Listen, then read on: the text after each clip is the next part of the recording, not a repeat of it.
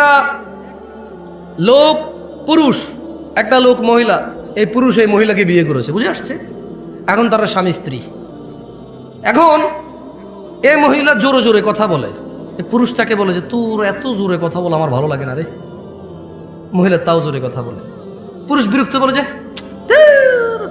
কোন পাপ করছে জীবনে, বিপদ গলায় পড়ছে। বাট মহিলাকে ঘর থেকে বের করে না। কি করে না? গায়ে হাত দেয় না, বিরক্ত হয়।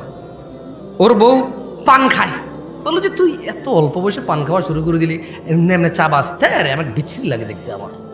কিন্তু বউকেও তালাক দেয় না, বাপের বাড়ি পাঠায় না, গায়ে হাত তোলে না। ওর জন্য জামা কিনে, কাপড় কিনে, ওর জন্য সুন্দর সুন্দর চুড়ি কিনে, লিপস্টিক কিনে, আলতা কিনে। ওর বউটা ওর মায়ের সাথে বিয়াদবি করে। কি সুন্দর করে বোঝায়, তুইও তো মা হয়েছিস, আমাদের তো বাচ্চা কাচ্চা আছে, আমার মাটা বাপের একমাত্র পোলা আমি, আমার তো দুইটা ভাই নাই যে আমি যদি খেয়াল না রাখি আরেক ভাইয়ের বউ খেয়াল রাখবে, একটু খেয়াল রাখ না, আমরা ভদ্র পরিবারের লোক, আমি যদি তোর গায়ে হাত তুলি এখন, তোর সাথে ঝগড়া করি, মানুষ কি বলবে? ছেলের মাও বোঝে যে পরিবারটা সম্মানী, এই জন্য ছেলের বউ যত কিছুই করুক অতটা মানে প্রতিক্রিয়া দেখায় না, মনে করে যে বোঝে না, অবুঝ, এরকম করে ছেড়ে দেয়। ও বউয়ের গায়ে হাত তোলে না, বাপের বাড়ি পাঠায় না, তালাক দেয় না।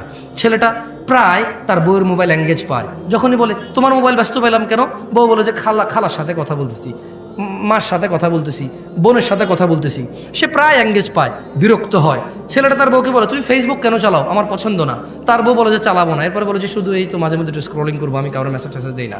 ছেলেটা প্রায় দেখে যে ও বউ ফেসবুক চালায়, সে বিরক্ত হয়, বউর গায়ে হাত তোলে না, বাপের বাড়ি পাঠায় না, তালাক দেয় না। হঠাৎ যদি এই ছেলেটা ঘরে এসে দেখলো তার বউয়ের বিছানায় অন্য পুরুষের সাথে বউ শুয়ে আছে, এখন কি করবে সে? এখন এই ছেলেটা দেখলো তার স্ত্রী অন্য কারো বিছানায় শুয়ে আছে।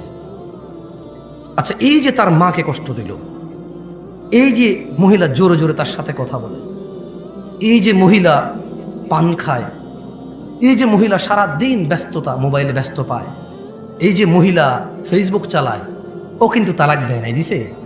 বলেন তো এবার ও রাখবে?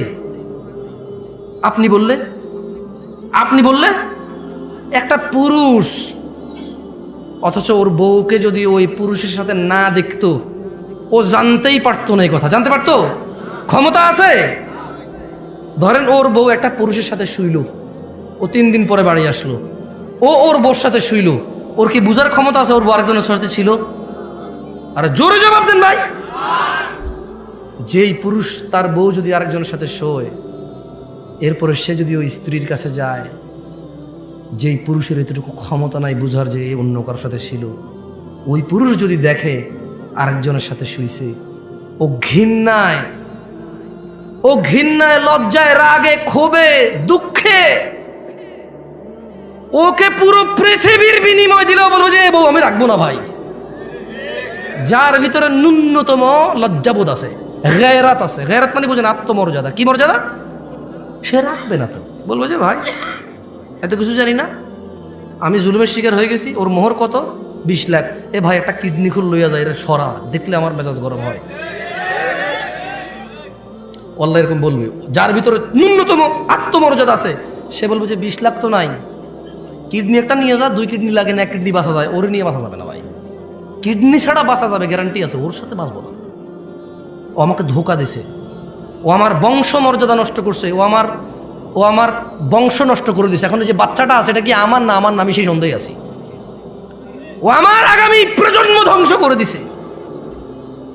আমার আগামী প্রজন্মের যে বাতি আমার, সে বাতি আমার কিনা আমি জানি না, আমি এতটা দুঃখে আছি। এবং যে নিষ্পাপ সন্তানটা আছে ওর ঘর থেকে হইছে, ওকে বিদায় করে দেওয়ার পর ওই বাচ্চাটাকে দেখলে আমার ওর কথা মনে পড়বে, আর আমি সন্দেহে থাকবো এটা কি আমার বাচ্চা না অন্য কারো। ওকে সরাও, কিডনি নিয়ে যাও, ওকে সরাও, 1 কিডনি দিয়ে বাঁচা যায়। ও আমার আগামী প্রজন্ম ধ্বংস করে দিছে, ও আমার বংশের বাতি শেষ করে দিছে, ওকে সরাও।